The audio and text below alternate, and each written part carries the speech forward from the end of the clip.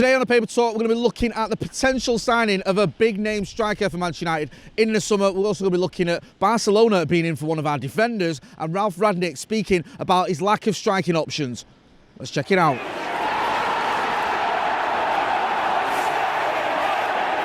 Jay here, Stretford, Paddock. As you can see, I'm outside Old Trafford as usual, and it's absolute barbecue weather. So make sure you are getting your shorts and your flip-flops on if you are in Manchester. We'll get straight into it. Quite a few things to get through. There's a couple of quotes doing the rounds this morning from after the game on Saturday. The game that was, 90 minutes of my life I'll never get back.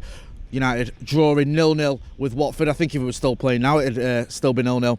But anyway, Ralf Rangnick was speaking about his lack of options up front and why he had to play Ronaldo. He said we have to play with those players that we have available. I spoke with him, Ronaldo, yesterday, on Friday, because these are quotes that have come out sort of on the Saturday. Before the game, before the training session, he told me that he's fully fit to play, and that's why I decided to have him in the starting 11. He also then went on to say, Edinson, as you said, he's not available. We don't have that many other central strikers. I brought on, for the last 15 to 20 minutes, Marcus and Jadon. Almost all the offensive players we have in our squad were on the pitch. This is a big debate that was doing the rounds after the game on Saturday. The fact that United, why are we playing Ronaldo all the time? Well, what are the other options? You've got Elanga, who's not really an out-and-out striker. Cavani, who's constantly injured. We know we've not got Mason Greenwood available. Andy Martial's out on loan. Marcus Rashford, as Ralf Rangnick said, did play, although the way his form is at the minute, would you want him leading the line? So we've gone from having an abundance of striking options to having barely any and becoming over relying on a 37-year-old. It isn't great, really. And talking of experienced strikers, United have been linked with Robert Lewandowski. Now, that normally would be, well, I say normally, a few years ago that would have been one of the greatest links ever, and I'd be all over that saying, quick, get him in. However, he is 33 years old, and people are going to look at it and go, is this what we need? Another striker in his 30s after Edinson, Cavani and Cristiano Ronaldo, of course. Now, the difference with Robert Lewandowski is he's absolutely on fire. I think he's got 39 goals, is it, in all competitions this season? I think he's got something like 28 in the Bundesliga in 24 games, something stupid. Now, he's not signed a new deal with Bayern Munich, and the rumour mill has started that maybe Manchester United could come in for him in the summer. Now, there's so many ifs and buts and maybes on this one. I don't know where to start, but I'll give it a go. First of all, he may well sign a new deal with Bayern Munich. They certainly want to keep him, wouldn't they, after the amount of goals he scored for them. Secondly, if Manchester United don't get in the Champions League next season, you can forget about signing anyone like Robert Lewandowski. Thirdly, are United going to go for another 30-odd-year-old striker? Because all that's happening is we keep having to replace these strikers. We get them in, they last a season or two, and then they move on, which is what's happened with the likes of Zlatan. It's what's going to happen with Cavani, who's going to go in the summer.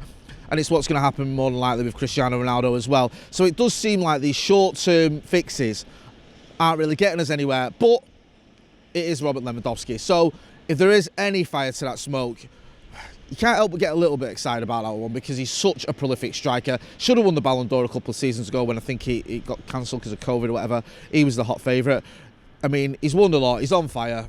Yeah, if he came, I don't think anyone would have been moaning, but I'll file that one under doubtful. There's another story doing the rounds in The Athletic. I think it's the Southampton correspondent for there, who obviously has ties to Southampton and knows a little bit about that club and probably covered, I don't know, I'm not sure. I don't know if he did, but probably knows people who were there at the time when Mauricio Pochettino was there. And he says that Pochettino, is still being looked at by Manchester United. Now, we had the story here a couple of weeks ago that Erik ten Hag was sort of the agreed target amongst the Old Trafford hierarchy, the likes of John Murtagh, the likes of the board. There were reports flying around that they'd sort of spoken and they all wanted ten Hag. I said at the time, a lot may depend on what happens towards the end of the season. If Ajax, I don't know, fall off the edge of a cliff, they go out of the Champions League and they start faltering in the league. I know they've been flying in the league, but I don't think it's wrapped up yet. So if everything went wrong and Pochettino just absolutely smashed it and was still looking to leave PSG, then maybe Pochettino will be the one. But it feels like Ten Hag, from what we've heard from stories about what's going on here in Old Trafford, is the preferred choice. But Pochettino has always been on Manchester United's radar, so it wouldn't surprise me if he still is. And we also hear that Luis Enrique is another person who's on that list, the list of doom to come here and sort this lot out at Old Trafford.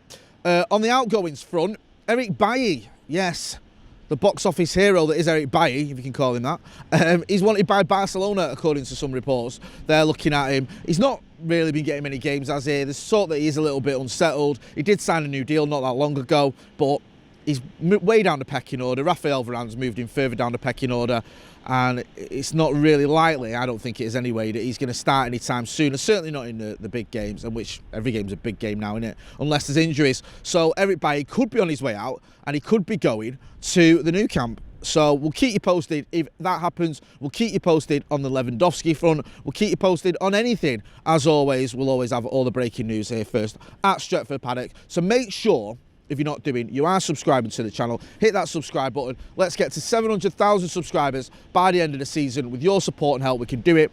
Also, make sure you're checking out the members section. We've got extra content on there for the members. And finally, final plug, don't worry, for merchandise. We've got a load of merchandise there, including some mugs, some cups. You can insert your own joke about United and whatever the only cups we'll get if you want. It's up to you. This is Jay from pretty grim Old Trafford in more ways than one. Thanks for watching.